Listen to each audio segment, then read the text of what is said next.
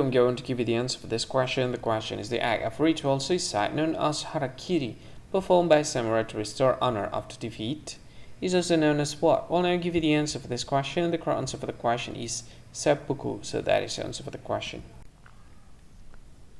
Hi, thank you so much for watching this video. If you find this video is very useful, you can help this channel to grow by subscribing this channel. Please this subscribe button and don't forget to like this video. And if you find this video is not really good, or you don't really like this video, or you kind of feel that it's a little bit offensive or something like that, you can click this one, dislike button. You can do that anyway. And if you want to share this video with your friend, you can share it by clicking this share button, and you can share it to any social media that you wish that is currently available at this time, like Facebook, Twitter, LinkedIn, and many others, right?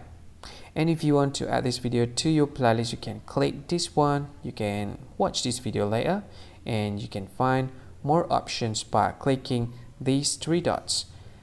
And yeah, don't forget to subscribe. I think that's all of it. Thank you so much for watching this video, and see you again in another video.